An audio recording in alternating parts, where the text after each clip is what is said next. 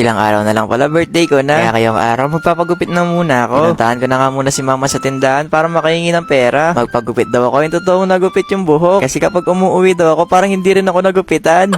Pagkatapos ko nga pala makahingi ng pera kay mama, sumakay na din ako sa sasakyan namin ni ate para makaalis na. Mabay lang din pala kami kay Boss Nyor. Kasi may dadaanan din siya sa San Fernando. Kaya nga namin nakita ko pa yung tropa ko dito sa computer shop. Gusto daw niya sumama. Mga napag-utusan pa yata itong bumili ng tinapay. Pero sa kanya lang daw yan. Hindi naman daw siya hanapin kaya sinama na namin. Naghihingi ako ng tinapay sa kanya. Kasi di pa ako nakakapag-almusal. At makalipas nga ng ilang minuto, nakarating na din kami kung saan ako nagpapagupit.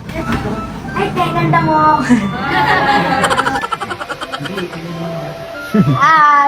Makapa na bumbok ko. Shoutout naman dyan. Pagkatapos nga matapos ng isang customer na nagpapagupit, ako na nga isunod para magupitan na. Habang wala pa ngayon nagugupit sa akin, kaya muna daw magugupit.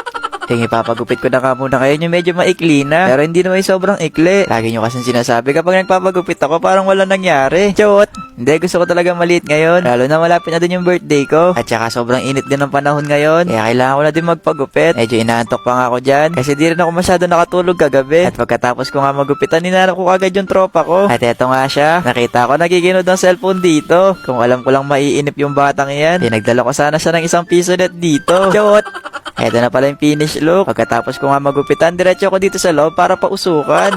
Yung ginawa pala sa akin dito, acne laser. Habang pinapausukan ako dito, nandito na naman siya. Ay, ayoko. Laki. Laki. Gusto ko na kumain, kuya. Gutom ka na? Oo, gusto na kumain. Gusto mo na kumain? Oo. Oh, wait lang, hintayin mo ako matapos. Ano pong inaalis niya ba? Ganon, yung pinupusit niyo ba? Tinatanggal ko yung yung tigyawat. Ikaw gusto mo? Ano ko? Nagugutom na ako. Kailan ka bang kanin? 6. 6? Kaya mo yon? Masarap kasi yung taba nila doon. Taba? Tsaka yung yung tono.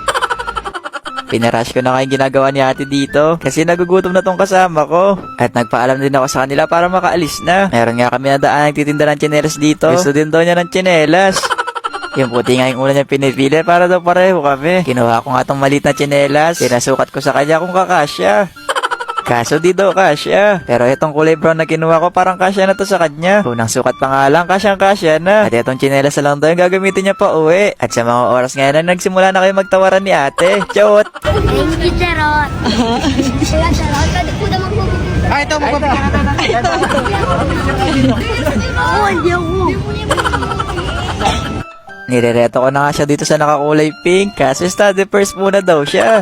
Pagkatapos pala namin makabili ng tsinelas, hinanap na din namin yung kainan kung saan niya gustong kumain. Mag-aanong oras din kasi to kaya nagugutom na din kami. At shoutout ko na din pala si kuya dito kasi nanonood pa siya ng vlog. Akala niya nga nung una ito na yung order namin. Ilang beses na din kasi may dumaan na nagsiserve dito. Akala niya yun na daw yun.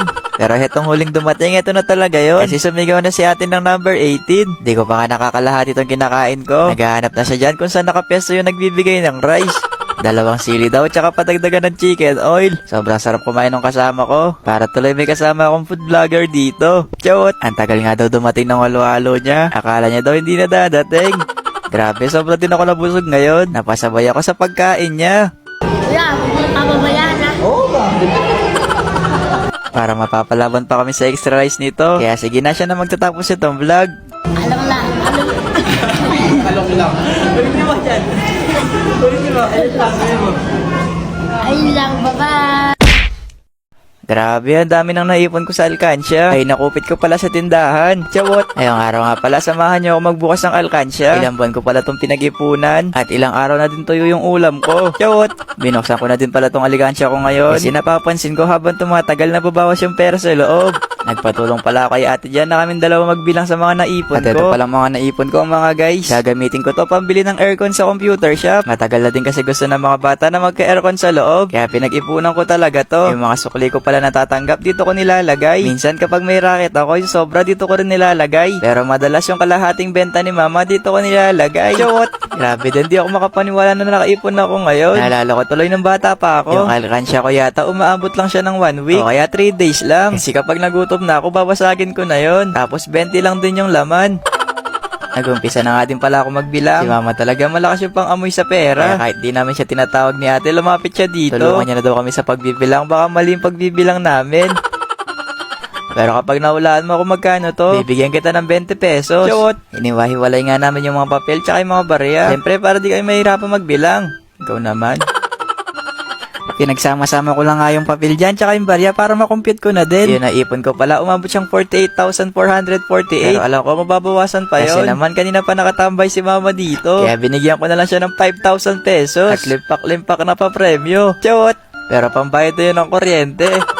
Heto pala mga natirang barya, panlalaro ko pa sa PisoNet. Kinabukasan na pala to. Order lang ako ng aircon sa tatay ng kaklase ko. Para sila na mag-install ng aircon dito sa loob. Bago nga nila ilagay, tinanggal na nga muna namin yung ibang gamit na nasa loob. Kailangan kasing tanggalin tong mga to kasi nakaharang. At saka medyo maalikabok. Kaya kailangan talagang tanggalin. Ito na pala yung pinag-ipunan ko. Parang kahapon lang binibilang ko pa yung mga pera. Pero ngayon yung pera ko parang lobo na lumipad. Pero ayos lang yun. Init din kasi talaga dito sa loob. Kasing ikaw nandito sa loob, para ka rin nasa loob ng oven toaster. Cute! Bago nga siya malagay, sinukatan muna dito sa loob kung saan siya ilalagay. At namasukat na nga siya, pero lang sila nilagay na pang-lock sa aircon. Parang yun yung magiging support niya para hindi mahulog. Kumuha din pala ng kumot si ate para takpan yung mga libro niya. Kawawa naman daw yung mga libro niya kapag ang alikabukan. Ay, bali na daw ako yung mga alikabukan, wag daw yung mga libro. Na ma-setup na nga yun sa taas, ilagay na dun yung tubo ng washing machine. Nahihirapan nga kami kung saan ilalagay yung makina ng aircon. Kasi wala na ring space dito sa amin. Kaya dito na lang sa taas ng bubuan nilagay. Habang nilalagay pala dito sa taas, i-install na din sa baba yung AC. At ito na nga yung huli niyang ginawa. Yung magiging saksakan. Sa panunood ko pala ng pag-install ng aircon. Baka sa susunod, ito na yung maging trabaho ko. Chot! At ito nga, tapos na siya. At bago nga umalis yung papa ng classmate ko, pinaalalahanan pa niya ako kada 1 week daw nililinis yung filter. Sabi ko naman sa kanya, wag nang linisin para no filter. Chot! Pero sinabi ko na lang kay ate para siya na yung naglilinis.